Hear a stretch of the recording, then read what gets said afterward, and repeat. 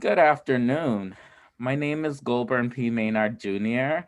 I am an assistant professor of business law and ethics at the Kelley School of Business at Indiana University, Bloomington. I teach a course on business ethics, and my research lies in the areas of equality law, wealth inequality, and taxation. So I'm particularly interested to hear from our distinguished Black economists today. We're thrilled to be presenting a timely webinar entitled hashtag Black Economists Matter, Economic Justice Recommendations for the Biden Administration. Sponsored by the ABA section of Civil Rights and Social Justice, this panel is one of many in a series commemorating Black History Month. We are actively planning additional programming on a variety of issues, so please visit americanbar.org/CRSJ for updates on these programs. During today's program, we encourage you to ask questions of our panelists through the Q&A, not the chat function. If you do not see the controls, please ensure your screen is not idle. We will address questions at the end of the panel. We will be sharing a recording of this program to everyone who has registered so you can share it widely with your networks.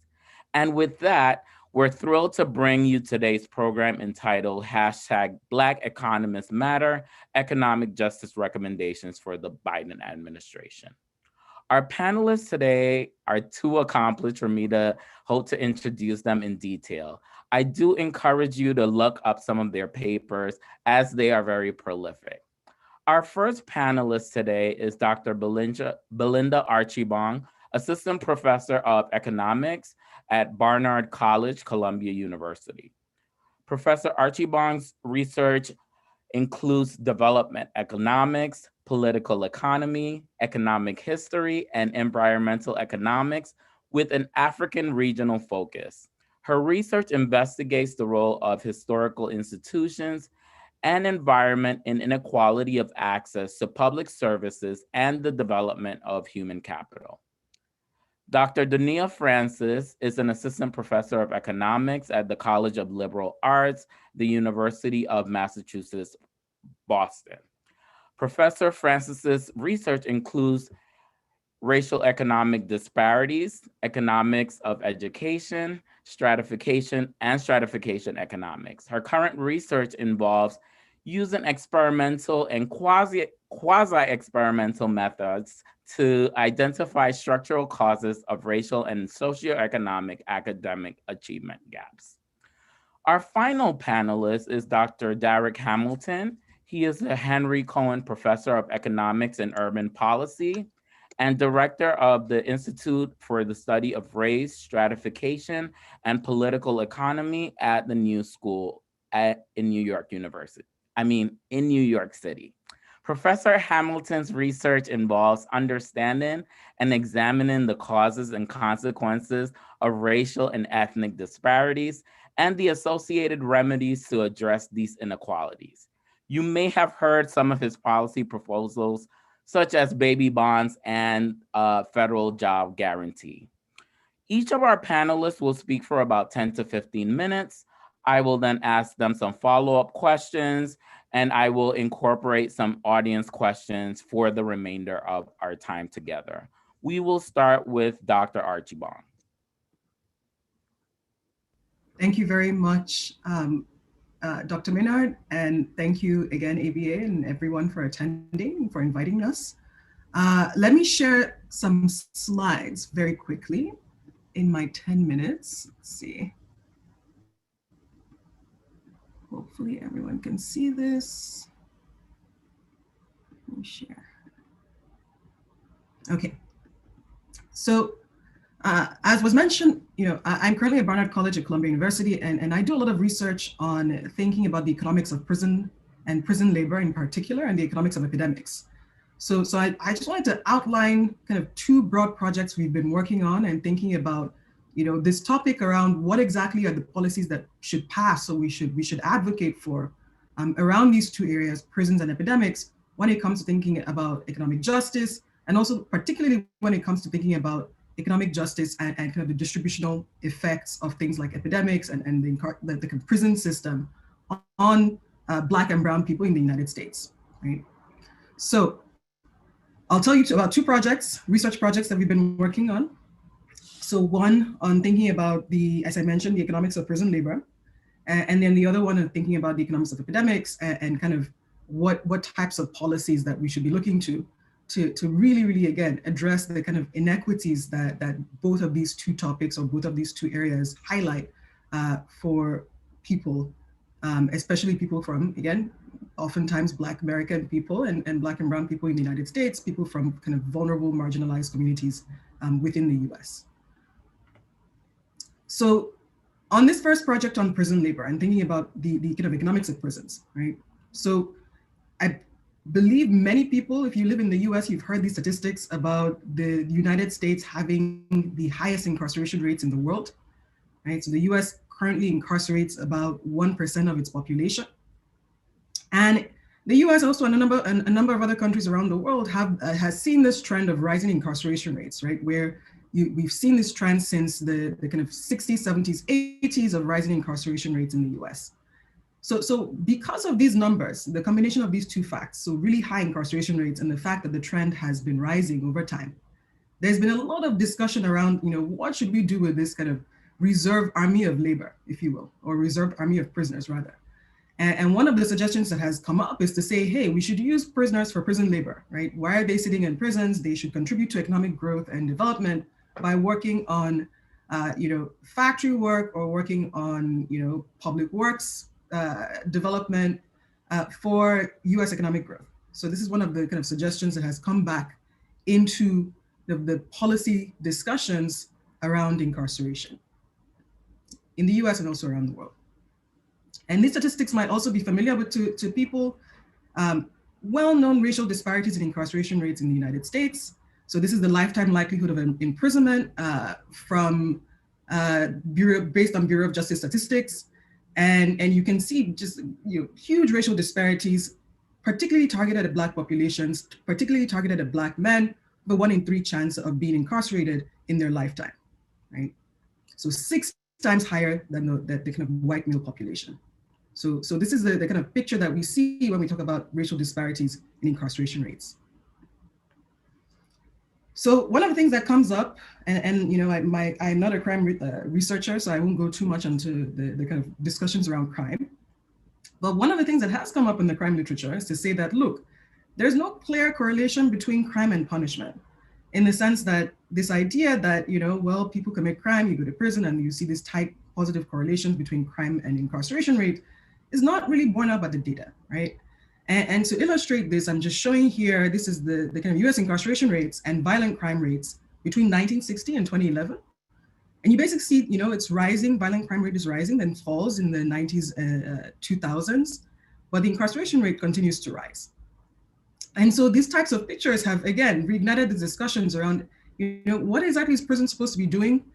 Is it actually linked to like a rise in crime, or is there something else going on with the criminal justice system that is leading to this kind of disparate relationship that you're seeing in this graph between violent crime and incarceration rates? They're not going together as people might be thinking just without looking at these statistics.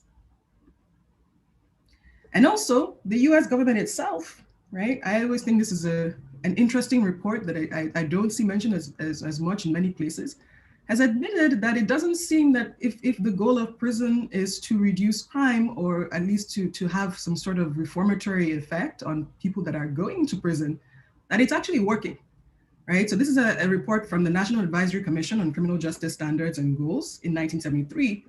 And explicitly, national report, US government, people spent a lot of money to come to this conclusion, and many different people from across different, Republican, Democrat, etc., different political stripes came to this conclusion. So you can see here from this quote from the report that they say, look, no new institutions for adults should be built. Existing institutions for juveniles should be closed. The prison, the reformatory, and the jail have achieved only a shocking record of failure. There is overwhelming evidence that these institutions create crime rather than prevent it, right? This is from the 70s. And this is the conclusion that the National Government Commission report itself was making about prison. Prisons create crime rather than prevent them. So again, many questions being raised around where exactly is the what exactly is the point of these type of like incarceration systems, and what's the point of prison, and what is it actually doing? To compound on this problem, or to compound on this issue, is the fact that we've seen this rise in incarceration rates at private prisons as well, and the kind of increased use of private prisons by many state governments for incarceration, right? So I believe as of 2017, if I remember the statistics right, about 8% of the prison population is housed in private prisons. And there's been around 39% increase in that share of prisoners housed at private prisons since around the 2000s, right? So they're growing, there's like a lot of states are kind of intensifying their use of private prisons to handle this growing incarceration problem that I mentioned earlier that has led to the US being #1 in terms of incarceration rates in the world. We don't know what's going on, honestly. This is one of the things that we've been trying to research, and it's very concerning. We don't know what's actually going on in detail at these private prisons, how they function, how they run, what the kind of profit motives are around the private prisons. So the kind of one of the biggest ones, or the more famous ones people might have heard of, is the Corrections Corporation of America, CCA. So this was their old website where they're boasting that, they have over 85,000 beds filled. And then, with the recent uproar in the last few years about incarceration and unfairness in the criminal justice system, they recently had a revamp of the image, and now they are called Core Civic. And this is their new website, standing strong. No mention of the beds occupied here. Very interesting revamping of the image. If you look at the kind of lawsuits that have been filed against CCA / now Core Civic between, I believe this is between 1998 and 2015, a lot of civil rights violations are being filed by prisoners against these private prisons, and specifically against the CCA, right? So what's going on in here? How are these prisons functioning? Why do they exist as an arm of, something that we think should be something that should, while it exists, should be something that should be administered by the federal government or state governments and not private entities? Like, what's going on? Very disturbingly little information available to the public on actually what's going on in these private prisons.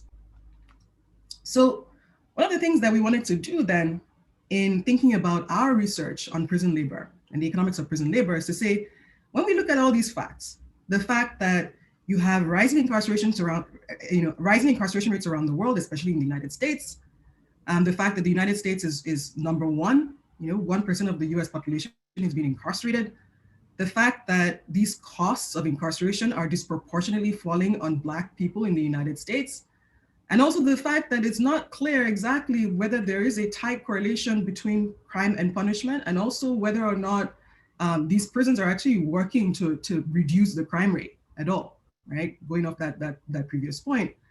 Then when you start to say, or when we start to hear government officials say, we should use these prisoners for prison labor, it becomes even much more worrying. And so what we said was like, can we examine instances in history where, you've had governments say, look, let's use prisoners for prison labor to work for the government, to work for economic development, when, prisons or ostensibly what you would call like institutions of justice are used to serve economic or extrajudicial interests. Like, what are the effects on incarceration rates? And what are also the effects on how people view the prison system and view the criminal justice system, right? How they view the legitimacy of the state and the legitimacy of the system. And one of the very interesting things, right, this about this prison labor discussion also is that, so the US is a big user of prison labor. So, US and China are two of the largest consumers of prison labor.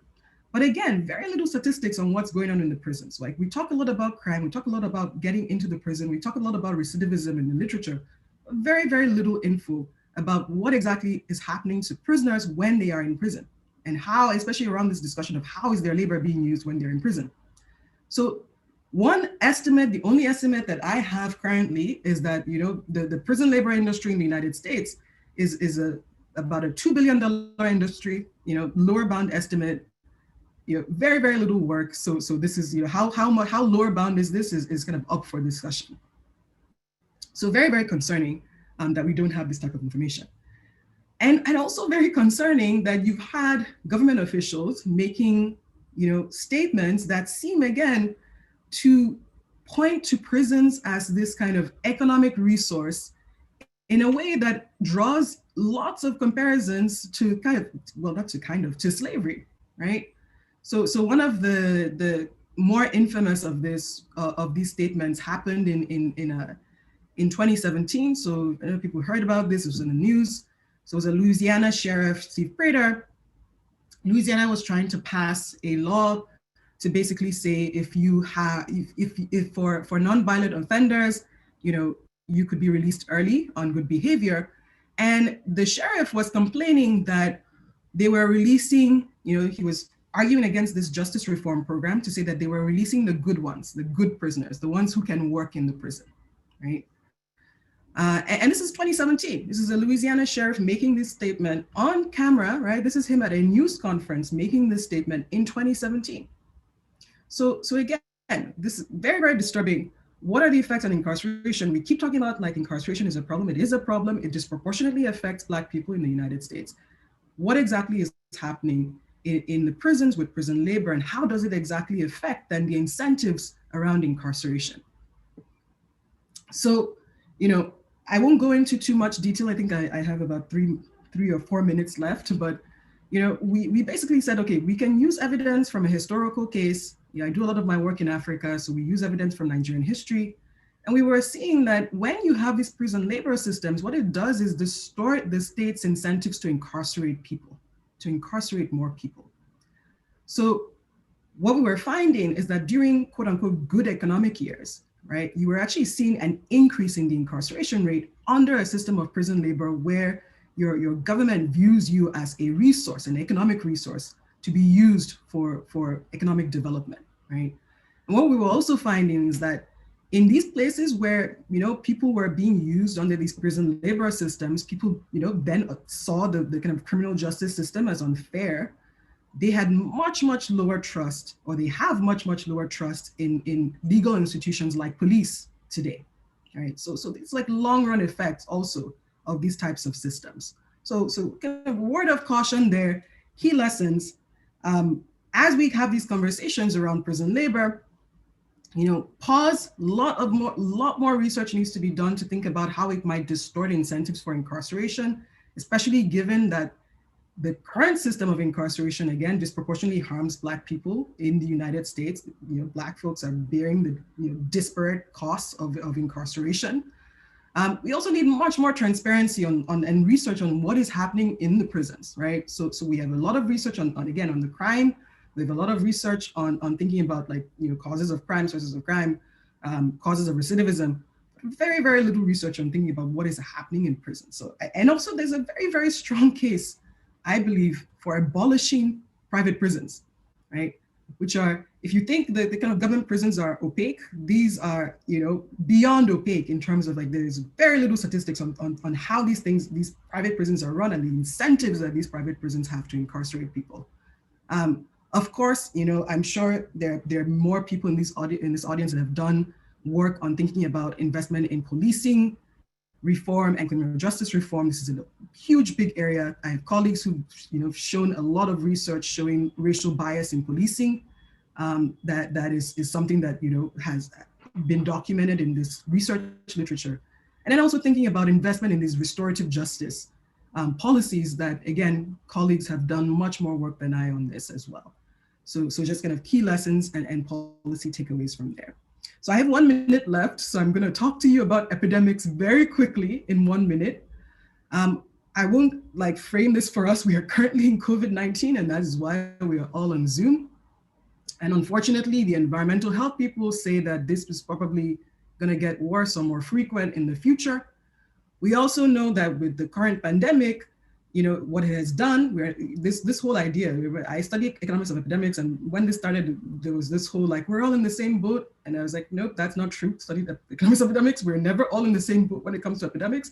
What it does is worsen social and economic inequalities, and the most vulnerable, the most marginalized are the ones that are going to lose out the most. And so we saw this with the racial disparities in infection rates, where Black Americans, as a result, again, of historic institutions around like racism and structural racism, were disproportionately more likely to be affected and to die as a result of COVID.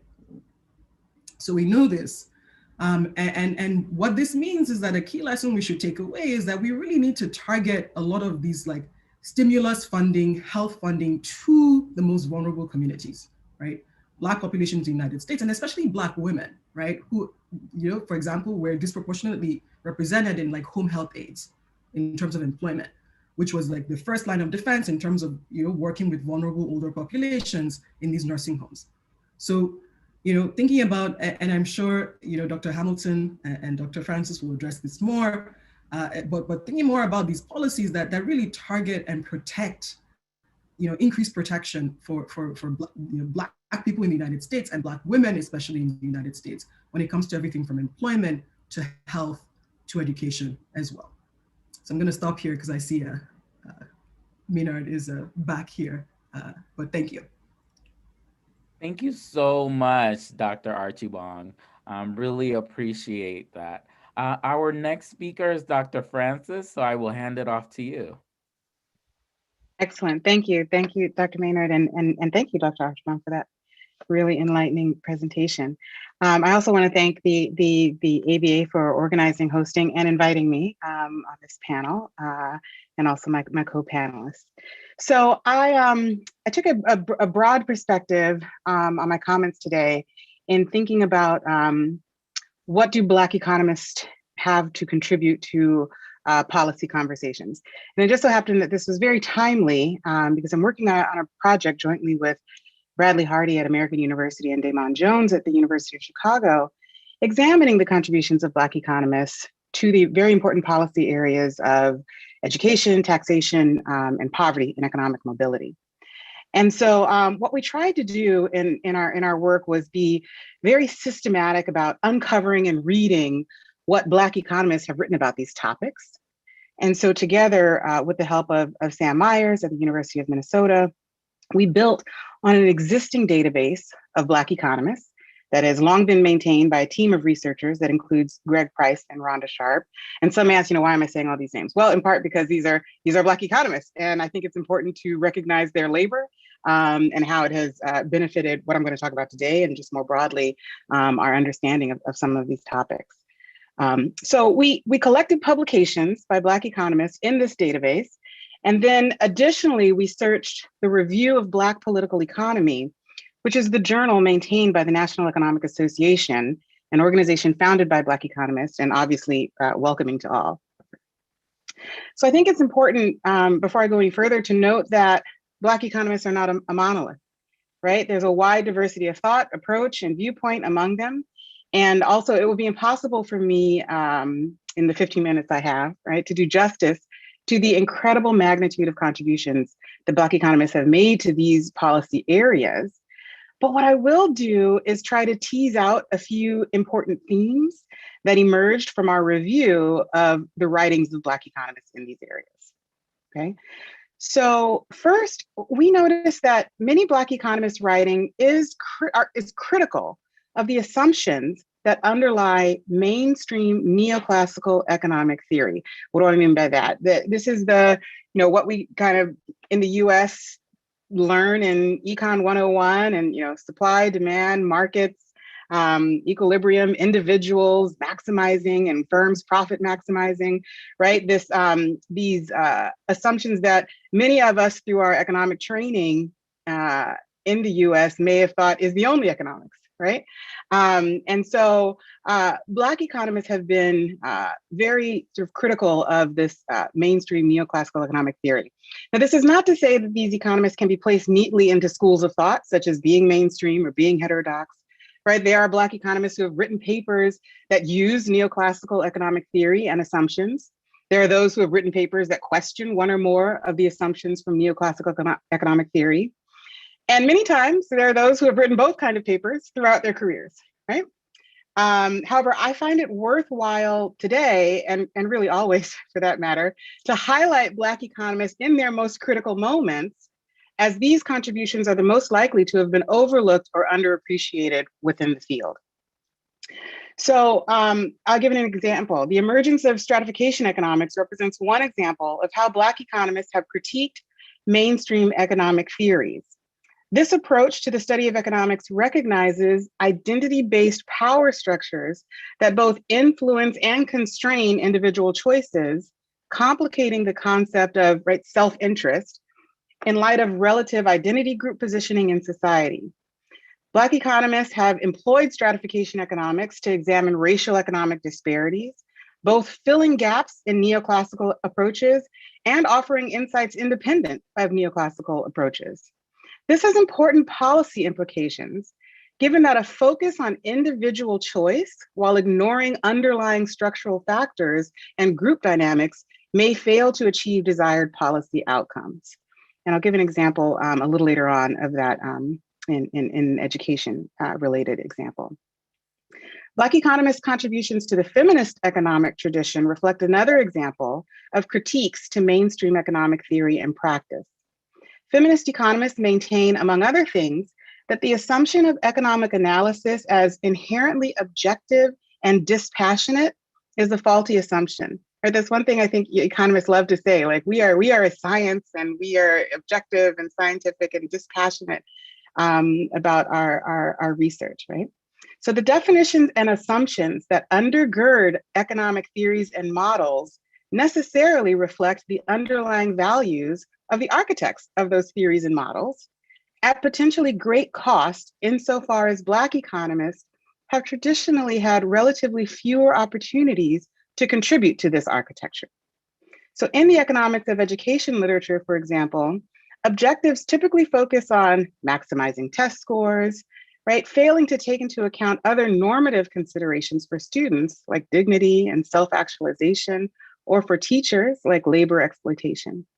Feminist economists argue that normativity in theoretical assumptions and research questions is unavoidable. And rather than feigning some form of objectivity, economists should strive to be more transparent in identifying underlying biases and how those biases may affect their analyses, particularly in regard to racial and gender disparities. So there are many instances in the economics literature where Black economists adopt elements of this feminist tradition, using their writing to question the underlying objectivity of economic modeling. Another theme that emerged from our review of the literature of Black economists writing in these policy areas involves the treatment of race. In a 2020 open letter to the Federal Reserve Bank of Minneapolis, William Spriggs critiqued the treatment of race as an exogenous variable in most mainstream economics research. He explained that treating race as predetermined assumes that racial differences in outcomes are part of a natural order, and any racial differences in economic outcomes that are not explained by observable differences in skills or other characteristics are assumed to be due to differences in race. He then posits that those differences are often assumed to involve deficits on the part of the racial group with the worst outcome. Thus, a racial explanation for inequalities is baked into the assumptions of many economic models. And not to steal any of his thunder, but my co-panelist, Derek Hamilton, has argued that models ignoring the endogeneity of race are lacking in rigor and frankly ahistorical, right? They ignore the economic and political structures that privilege whiteness and instead rely upon presumed inferiority of minority groups to explain racial economic disparities. If Derek says this, it's good because it bears repeating, right? William Spriggs has also argued that this presumption of inferiority has worked to limit the effectiveness of policy interventions by encouraging economists to recommend marginal policies that treat individual behaviors rather than broader, bolder policies that address underlying structures in the economy and society. So a final theme that we identified involves the positionality of Black economists, not only as social science researchers, but as people existing within these same social settings being studied. Right? While it's often the goal of social scientists to remain dispassionate and objective with respect to the topics of their study, we found the Black economists in our review spanned a range of stances regarding their own identity vis-a-vis their work. In many cases, the scholars are candid about the role that their own racial identity plays in their choice of topic, right? They're invested in the betterment of members of the Black community, for example. In some instances, a shared social experience can yield contrasting approaches and frameworks, leading to a variety of viewpoints and healthy debates, even among Black economists.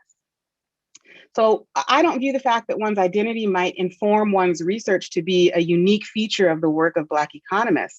Every researcher to some extent exists in some relation to their topic of study.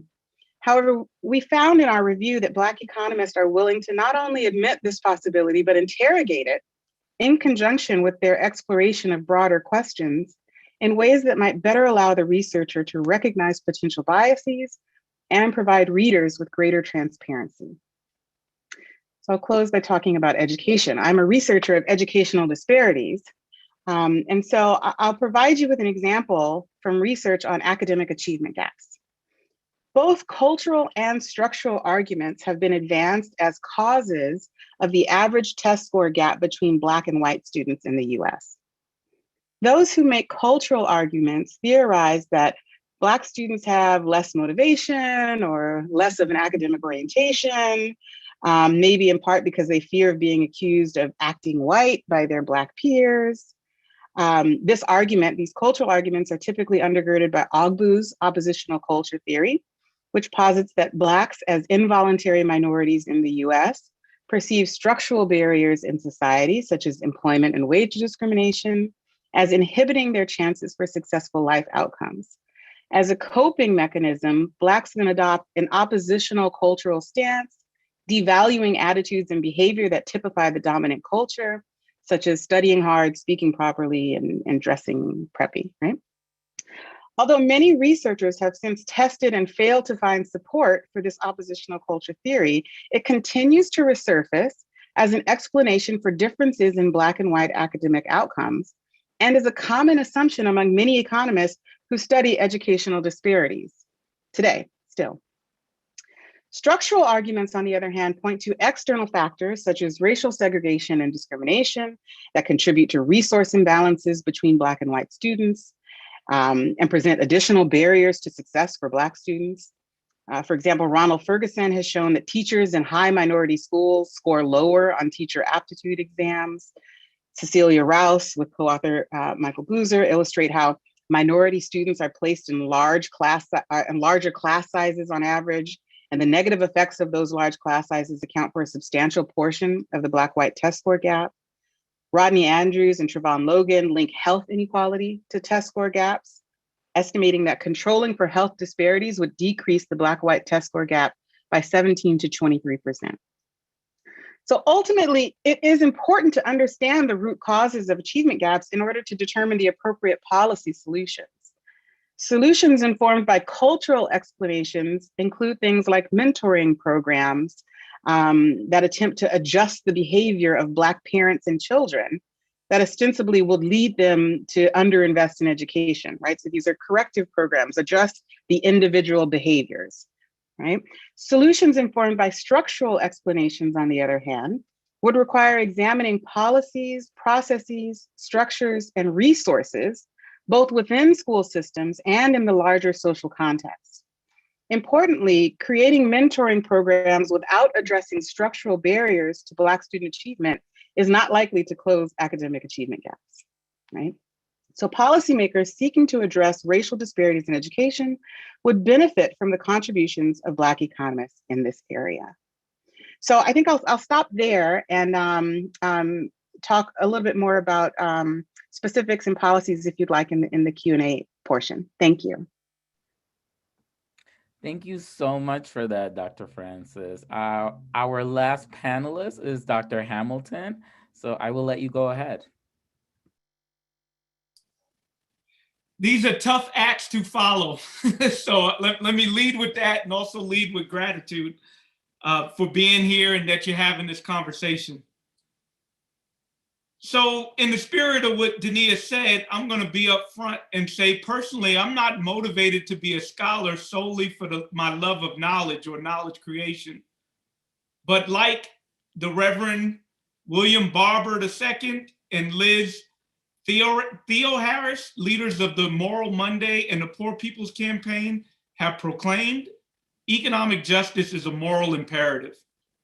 So my objective as an economist is to produce knowledge with the explicit intent of building economic inclusion, civic engagement, and social equity. Unfortunately, as was presented, the term political economist has become somewhat of an albatross, as if the field is somehow scientifically weaker or less objective than plain old economics. One need not sacrifice rigor to study how institutions and behaviors intertwine with an objective of building economic inclusion. Likewise, we need to recognize, as was presented, all scholarship is rooted in norms, especially scholarship that proclaims to study production, transactions, and distributions. That's enough to make the case of why we need Black economists. The fact that all study begins with a set of norms. So if we want to push against the status quo, we need to have openness with people with different experiences and different viewpoints. Across the globe and throughout history, extreme inequality is persistent, and in plain sight, racism, sexism, and other isms are strategically used to consolidate economic and political power for some at the expense of others. This is unjust, this is immoral, and this is all about power relationships. Understanding the persistence of extreme inequality and the pivotal roles that race and other group identities like gender, disability status, and sexual orientation, how they play in forging political alignments and economic divisions, that should be the core of our mission as economists. This global pandemic reveals a collective public health and economic vulnerability of a system that actively produces inequality. In a just world, one's race, one's gender, one's ethnicity, and one's nativity would have no transactional value in relation to material, psychological, and security outcomes. Yet racism and sexism and other isms are not simply irrational prejudice, but long leveraged strategic mechanisms for exploitation and extrapolation that have benefited some at the expense of others.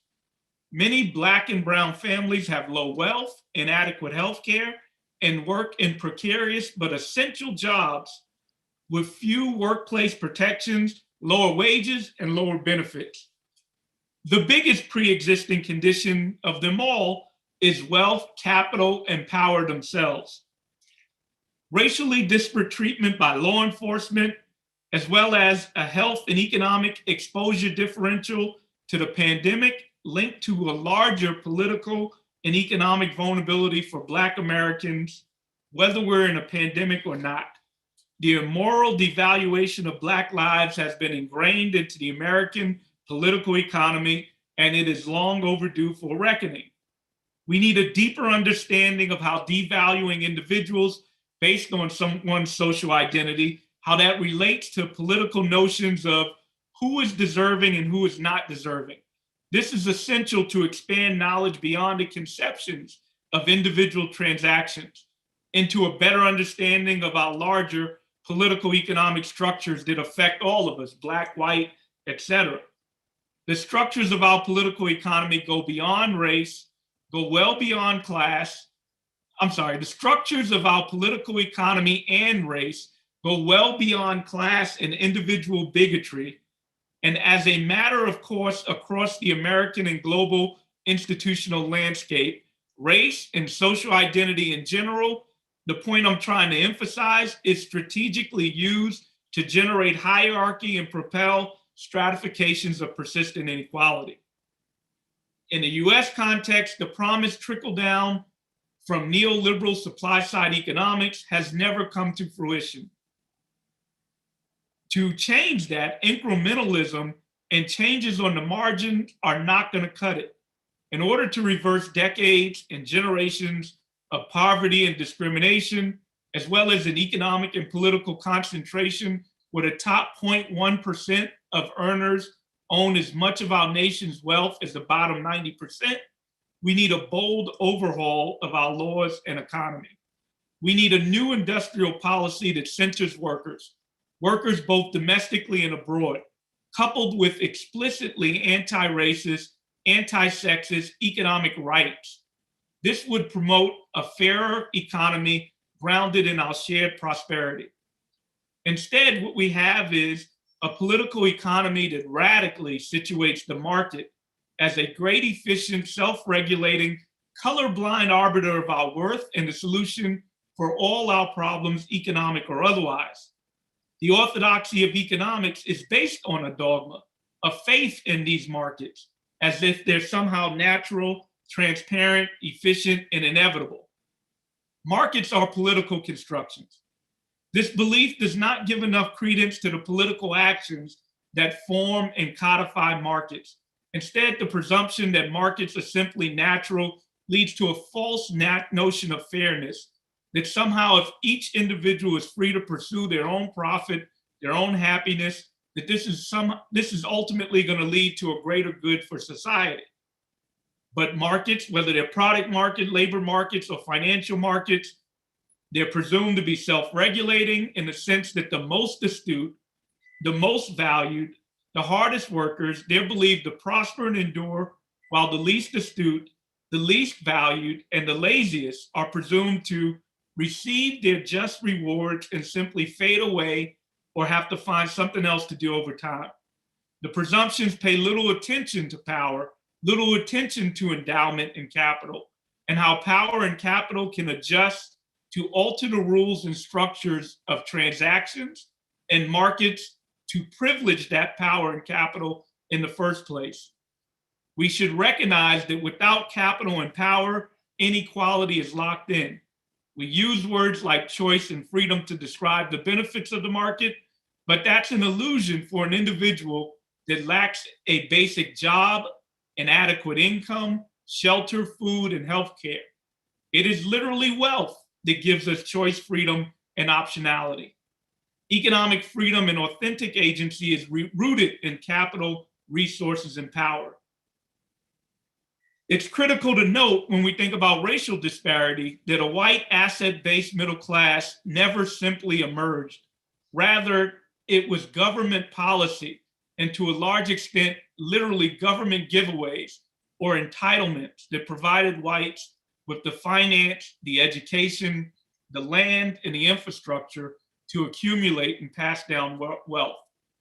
Our unjust racial wealth gap is itself an implicit measure of our racist past that's rooted in a history in which whites have been privileged by government complicit, and that's the key word, government complicit, political and economic interventions that have afforded them access to resources and the iterative and intergenerational accumulation that comes along with those resources. This is in contrast to a history in which Blacks and Indigenous people, their personhood, as was described by Dr. Archibong, and whatever capital and resources that they have been able to establish have always been vulnerable to exploitation and extrapolation by state complicit confiscation, destruction, terror, fraud, theft, and other acts of violence. As a result, Blacks as a group have very little ownership in America's land or means of production and remain in fear of violence, incarceration, and literally bondage. This history of disenfranchisement of Black Americans from full economic participation, it's well documented. Policies like redlining, highway construction, failure to desegregate schools, and exclusionary zoning have all worked in tandem with restrictive covenants, regulatory controls to marginalize Black Americans and constrain their economic participation as well as their political power.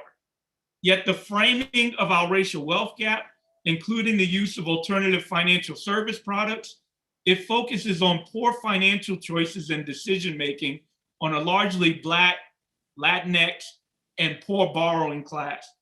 The framing is tied to and derived from a cultural poverty thesis in which Blacks are presumed to have an undervalue and a low acquisition of education. This framing is wrong. The directional emphasis is wrong. It is more likely that meager economic circumstances, not poor decision-making or deficient knowledge, that constrains choice itself and leaves poor borrowers with little to no other financial options but to attain and use predatory and abusive financial service products. Basically, financial behavior and financial literacy are practically useless for households with little to no finances to manage in the first place. Economists need to do a better job of understanding our political economy, including power and initial endowment, and be more keenly focused on advocating and understanding structures that truly lead to more equitable and fairer distributions. Without such an analysis, our profession is more than complicit in the continued trajectory towards stratification, both within and across nation state. It's not surprising, as a result, that there's a paucity of students from subaltern backgrounds, from Black backgrounds, studying economics. Ultimately, orthodox explanations for persistent racial discrimination typically reduced to some collective group-based human capital or cultural ineptitude or dysfunction on the part of Blacks, Latinx, and other subaltern group members. Without a doubt, we know that education is positively associated with better outcomes for all Americans. However, racial disparity not only persists, it often worsens at higher levels of education. In essence, we overstate the functional role of education to the detriment of understanding the functional role of both power and wealth. I'm all for investments in education. In its own right, it's important and something that we should afford to everybody from grade school through college. But again, we overstate its functional role to address socially established barriers. Also, the economics profession has fallen short in our understanding of the role of identities, such as race, gender, and their intersections as they relate to material and psychological well-being. Basically, the conventional view in economics is that prejudice is an exogenously determined binary, as Dania described.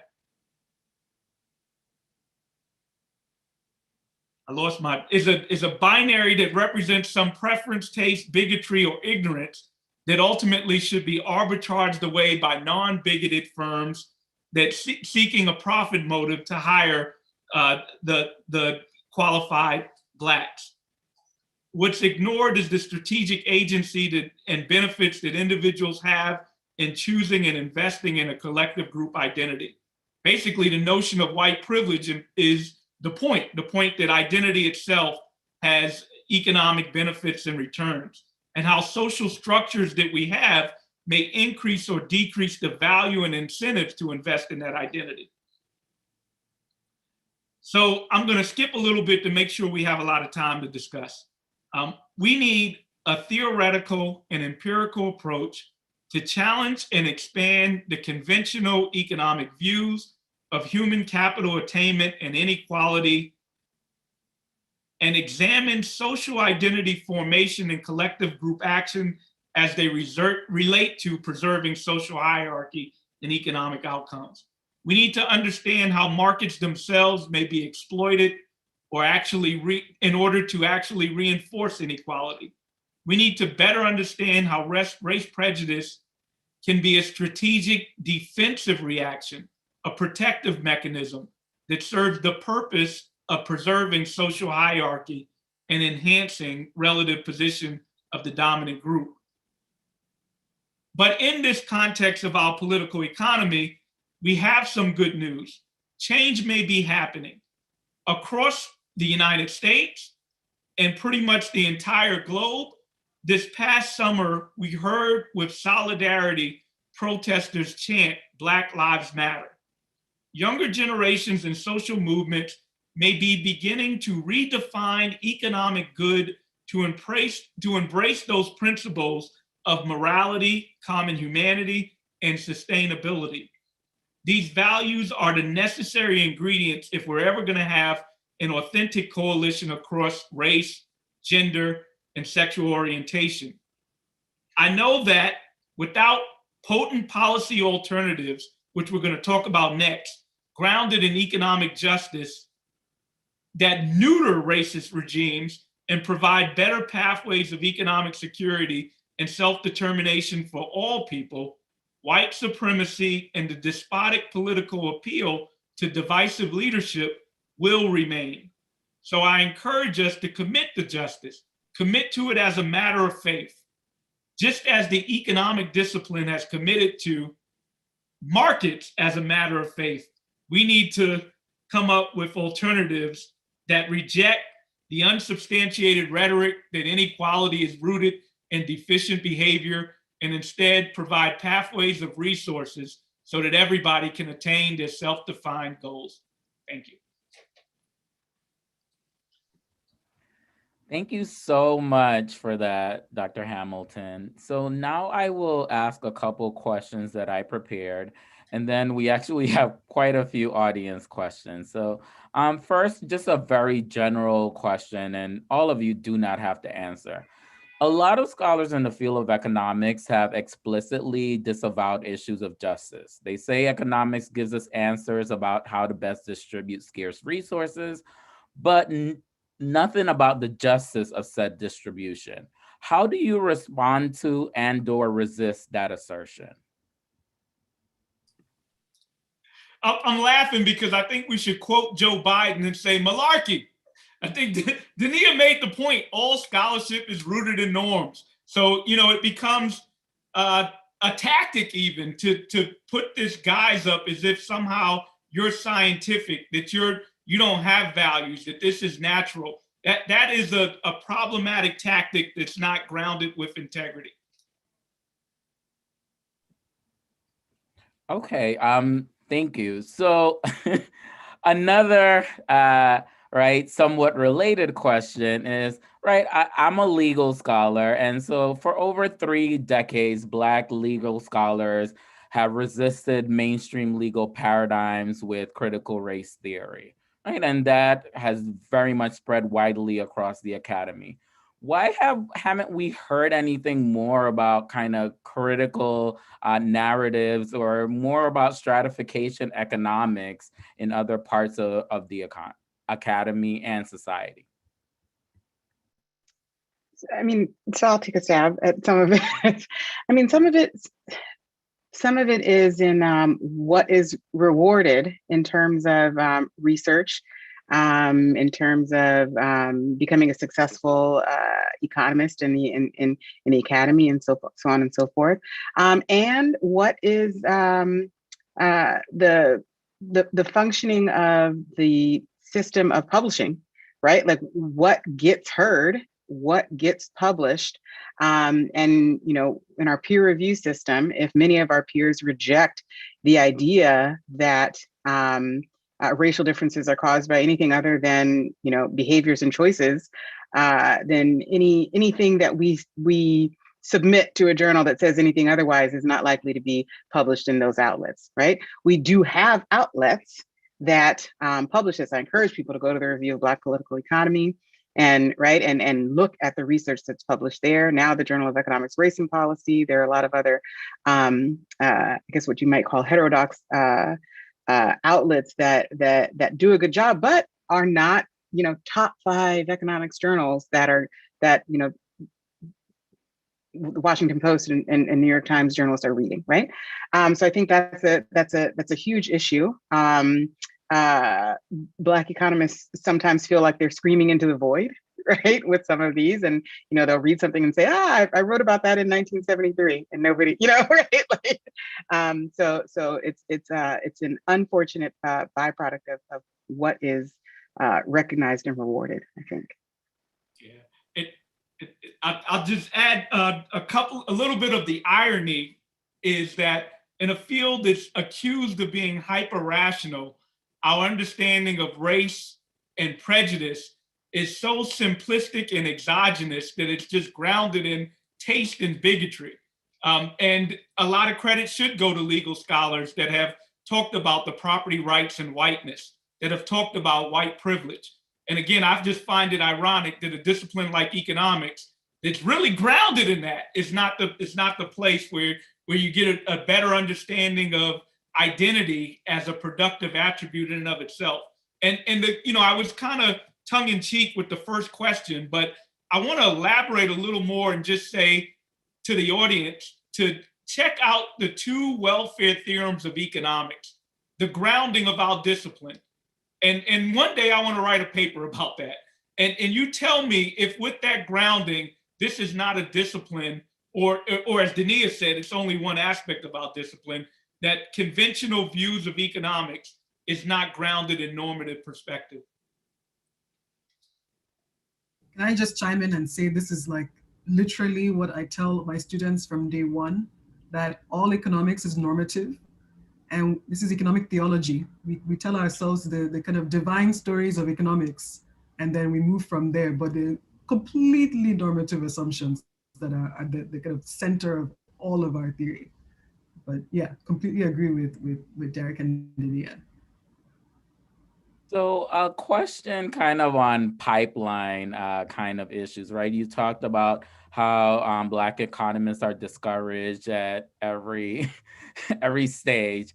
And so I guess I wanted to think more in terms of kind of PR for economists. So, right, we can imagine, for example, some of the PR for a Black kid to become a scientist, right? The Neil deGrasse Tyson, Katherine Johnson kind of route, or even a lawyer, right? You can do the Thurgood Marshall, Constance Baker Motley. What is the hook to get more young people interested in economics?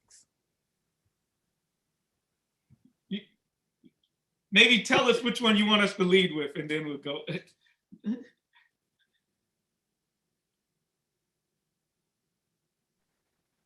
Oh, I think you said it's up there. I mean, I can say, I guess a couple things, right? Yeah, I mean, it does seem like it's like a double-edged sword, right? You want to tell the truth about what you feel is happening in a discipline, but you don't want to discourage young people from choosing this as a field, or not young people from switching to a field, right? Like, but I think it's important to tell the truth and lay it bare, but also for at least for me to say that I have found mentors and sponsors and shoulders to cry on, right, within this field, right? I consider Derek to be one of my mentors, right? So that there are voices and there are people here that have been doing this, can provide information and pitfalls to avoid and suggestions, and there is a pipeline, right? But recognizing and telling people it's not a walk in the park, especially if you are interested in studying particular topics within economics, right? I was told not to be the Black person who studies race, right? Don't do that. Don't be the Black person who studies race. And I am, right? Because that's what interests me. That's what I want to do. And if I weren't doing that, I wouldn't have gone to get a PhD, right? I wouldn't have been interested in what I was studying. And so it's we shouldn't have to tell people to ignore when people say things like that. We wish they wouldn't. We wish these barriers and things didn't exist, but they do. The more of us who can get in here and do something about these barriers, the better. And so I say, come on in. The water's chilly, but we'll make it work.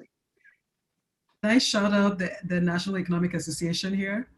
So the NEA is the Black Economists, or Black Economists, founded as a Black Economist group, and we're here we are a small group but thriving, and it's you come in as Denio was saying, the water is chilly, but there are mentors all around to provide warmth, and so just come in, join the community of Black economists, scholars, and really, like, super important in my experience. I found to have that network and to have that support and that kind of group of kind of co-survivors / mentors in the profession and in surviving the profession as a Black economist, for sure.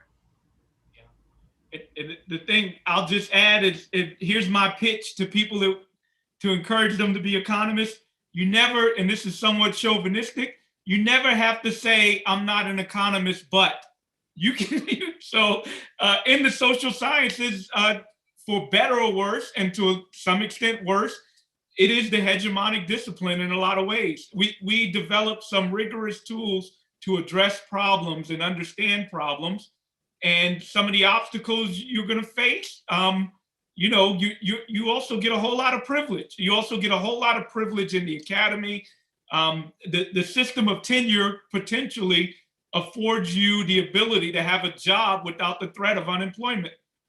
You know, it's not an easy barrier to overcome, but these are all positive things. And to address the thorny issues around inequality, you are well equipped with some rigorous methods and tools to go about addressing them. And as both Dania and Belinda said, you won't be the first. You're not, you know, there are other people who have done it. Thank you for those very thoughtful answers. So as we're gonna be transitioning over to the audience question. So before we do that, my last question to you is just if you could mention a couple policy proposals that if you, right, were king or queen of the world and you could have the Biden administration put them into place, what would they be?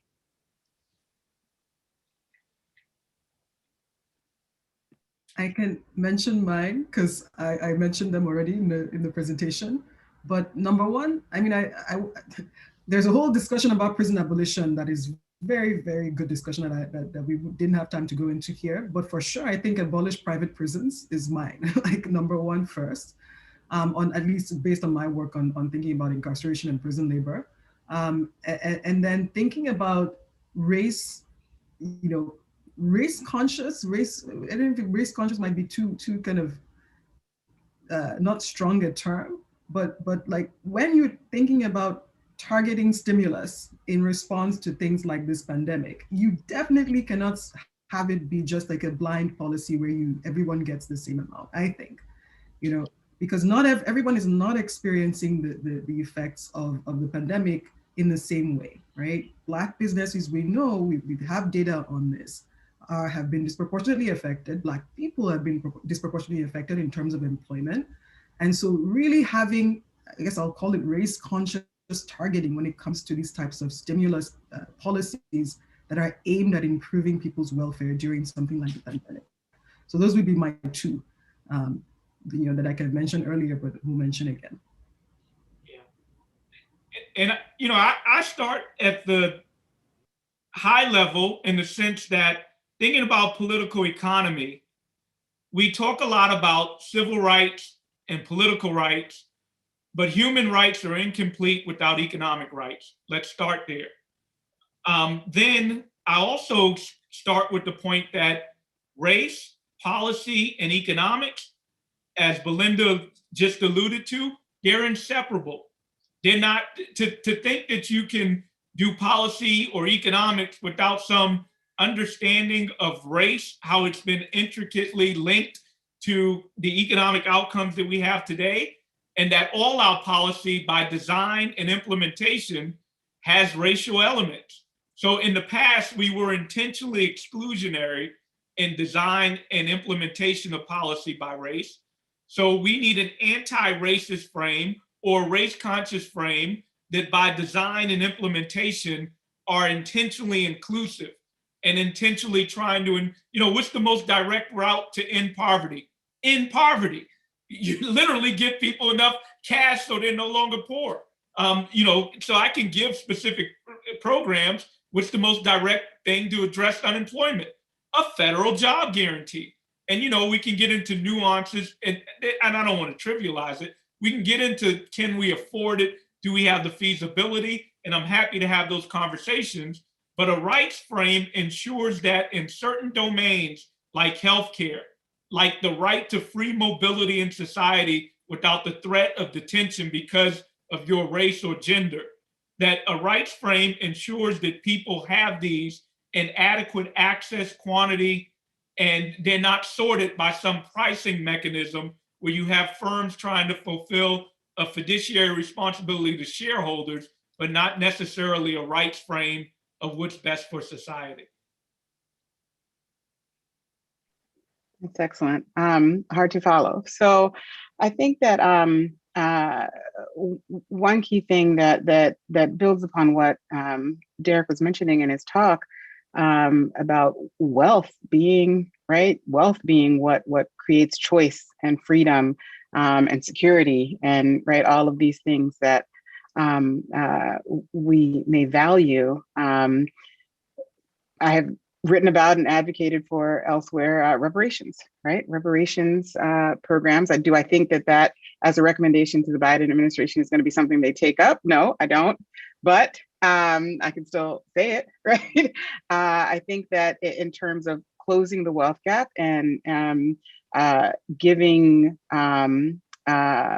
Blacks in the US the opportunity to be on a similar footing with regard to that freedom of choice and life experience is important. Smaller policies, I think we never address segregation in this country. No, it didn't happen, right? We tried, it hasn't happened. It's retrenching, housing and education. And this matters because resources are also segregated, right? So to the extent that living racially segregated lives is also contributing to resource imbalances, it's something that we have to address in education, in housing, and in other resource allocation. Thank you all for those. All right, so first audience question, and I think this is important since it regards messaging and setting the record straight.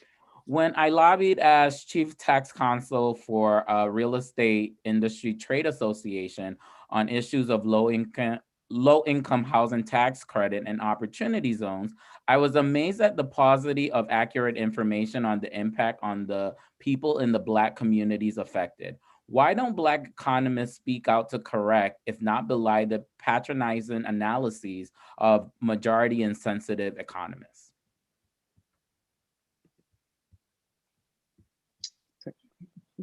I was just going to say, yeah, we did, yeah. No, yeah. I was just going to say that I think that's a good question, and as a Black economist and as someone who has looked at the writings recently of many Black economists on a lot of these subjects, I will say, right, they are, right, and we are, but we're speaking into a bit of a void sometimes where, if we don't have the publication level where people are going to listen to what we've written, it becomes difficult.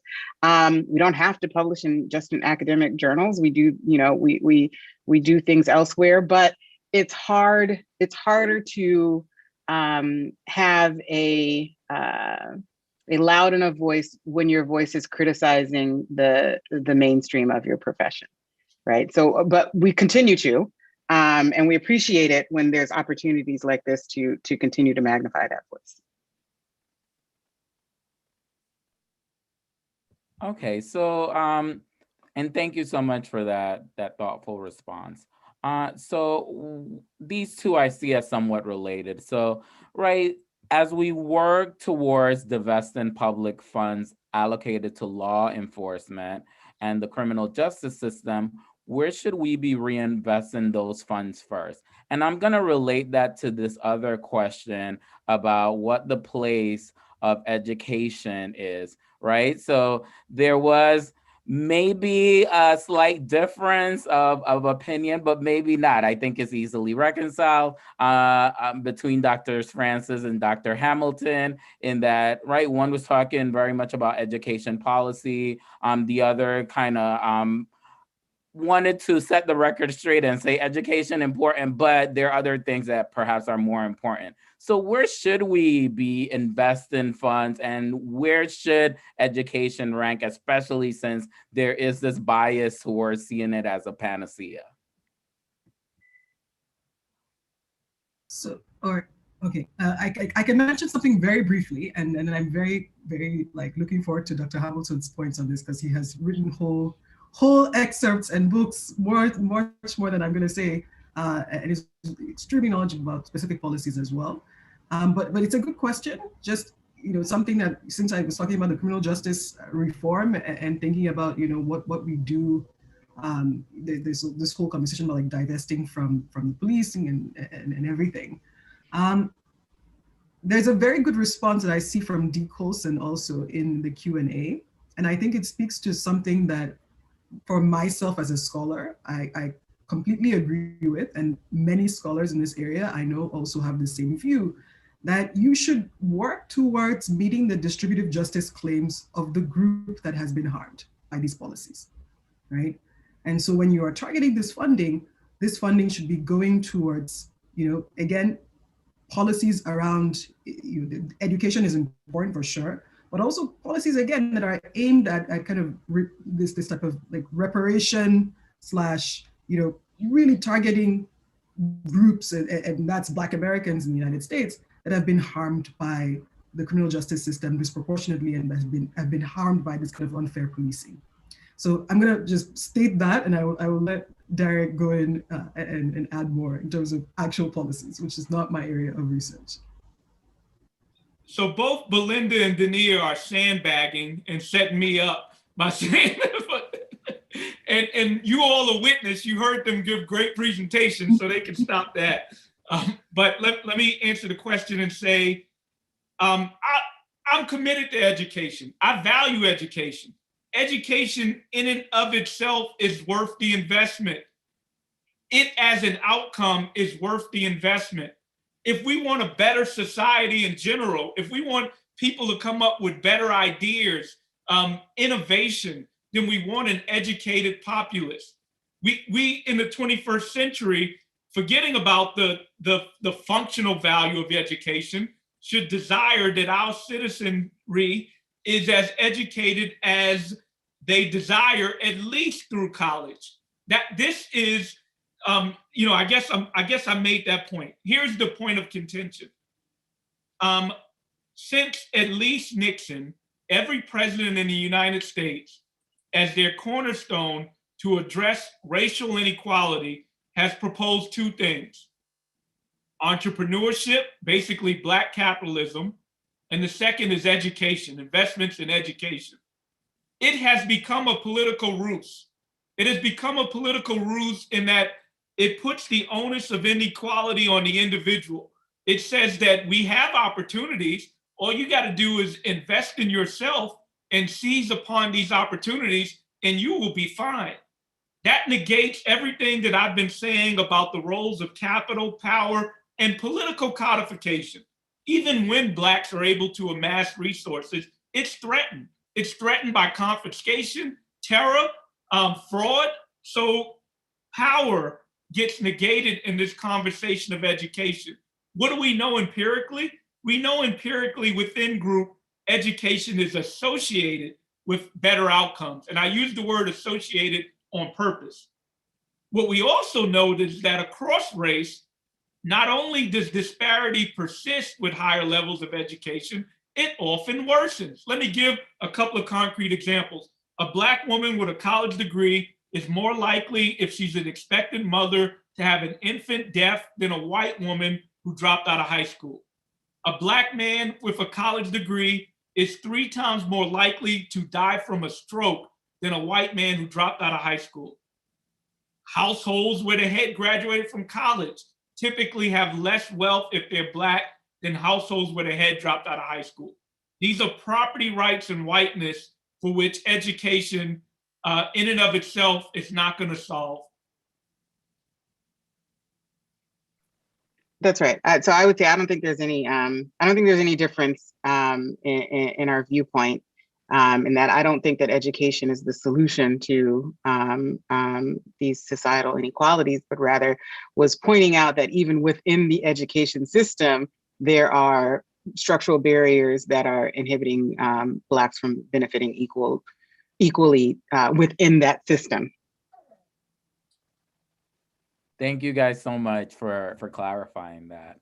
The next question from the audience I thought would be a good one, partly because it's on behavioral economics. And so we saw behavioral economics very much come to the forefront during the Obama administration with the idea of the nudge and Cass Sunstein going into the administration, right? With the Biden administration coming back around, Right. Well, we're curious to see are they gonna continue down that path? Are they gonna take a new path? So, right, the question now, behavioral economics starts questioning neoclassical economics rational actor. Are there Black economists who write in the behavioral economics field? Is that form of economics also biased and racist?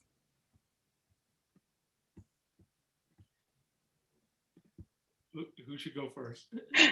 Well, first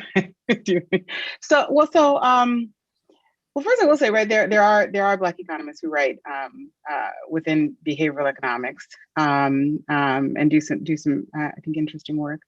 Um, I guess my own opinion, my own view of how I see behavioral economics, what is kind of like neoclassical economics trying to claw back like some of the criticism, right? Like there's criticism on this rational saying, oh, but look, well, if we tweak it here and we tweak it there and we do this and we incorporate a little bit of psychology here and we do this and then so to me it becomes this hodgepodge of you're doing all of these things to twist and turn a theory, a theoretical grounding that's not working. Right. So let's look at some other theoretical traditions. And so that's my general opinion and feeling and take, and not that it's not interesting research, but I think that there's I think it's trying to save neoclassical economics. Yeah, I think that's right. And I'm going to try to my attempt at humor and say, when Belinda, Dania, and I say stratification economics, critical race scholars might say, you mean critical race scholarship? Similarly, when we say behavioral economics, social psychologists might say, you mean social psychology? That was a mild attempt at humor. But I think Dania is spot on with her point. And I'll say that with behavioral economics, it depends whether it's racist or not. That's a broad swath, and I guess we'd have to see the specifics. Great. Thank you so much. All right. So the next question partly veers into the political. So especially interested to hear from Dr. Hamilton, who waded into those dangerous waters recently. And so, how can we change the narrative on supply side economics? How can we pressure leaders to support economic policies that are redistributive by design? And the point here is why race is so intricately related to our political economy. Why do the narratives exist in the first place? Who's deserving and who's not deserving? The role that government plays in tilting the scale in favor of those welfare queens, those deadbeat dads, is very racialized. The ability for us to have to have a supply side economic frame, despite the overwhelming evidence that it's contributing to inequality and trickle down is not occurring, is racialized. It is our ability to demonize those that are not doing well as undeserving, as engaged in attitudes, norms, and behaviors that are detrimental to themselves. So we need to change narratives around race. We need to change narratives around deservingness and our whole political economy. I think that the last thing I'll say is that we can come up with all the policy solutions we want in the world, but if we don't have control of narratives and understandings, if we can't change notions that economics itself is normative, a theology, as Belinda said, we won't affect change in society. Just want to add that this is like supply side economics has an over 200-year history going back to Adam Smith's Wealth of Nations. And there's, again, I did not invent this term theology, but this is like Duncan Foley, your new school colleague, Derek, really nice term there. But it's something that is difficult to die and kill, this idea that, if you give, capital and money to the rich, somehow everyone else will benefit. And just to go off, follow up on what Derek said, it's very interesting and problematic in the sense that, again, in the United States, you cannot separate racial inequality from wealth inequality, right? These two things go hand in hand. And so thinking about, can you, there's like a number of papers that have, for example, shown that when you start to see Black people move into a neighborhood, all of a sudden, support for spending on education, public education seems to fall. And Chantalia, it's research very well as well. So these types of incentives, when we think about what are politicians doing when they talk about supply side, it's really just upholding the existing racial hierarchy is what they are doing. And I know that sounds, it's like, okay, that's dystopian, maybe not to this audience, but this is what they're doing by engaging in these kind of supply side, or so-called supply side economics policies. And right, I will put in a plug, right, that some of the work of dismantling some of these narratives also will involve going back to the origins of this, right, and kind of going back to Adam Smith, and right, partly this will involve philosophers, because Adam Smith himself thought that his theory of moral sentiments was his superior work, right? And yet a whole misinterpretation of the wealth of nations has happened. All right. A couple more. So this next one is a reparations question, which in some sense I hesitate to ask because I feel like it's a red herring in that I don't ever think the form of reparations has been fatal to reparations not occurring in the United States. Having said that, is there an ideal form of reparations to increase or that would be most beneficial, I should say, to Black America? Who should go first? You go ahead. So there are many forms in which reparations can take. I think that a cash payment is useful and valuable in the sense that it's unconditional and it says we will not manage or control where you spend the money. There's the joke that Dave Chappelle did, the famous joke that if you gave Black people reparations, they would all turn out and go buy Cadillacs. My attempt to have counter humor is the problem isn't that they buy Cadillacs, the problem is that they don't own Cadillac. And if there's a multiplying effect in society, you could trigger inequality because Blacks don't own the means of production or land en masse. So reparations would be a stimulus effect and ironically could generate greater inequality. So therefore, consistent with the cash transfer, I think there needs to be some redistribution or some transfer of means of productions and or land. That Blacks need to own some resources by which there's a capital base and they could benefit from the stimulus effect of reparations as well. And there are ways in which we can do this. So this is not, can we do it? U.S. government could literally buy back stock and redistribute it if that was a choice. And we have historical precedent of the U.S. government literally handing out land. And if we say somebody owns the land, well, somebody owned the land when we had the Homestead Act. It was indigenous people. That's right. That's right.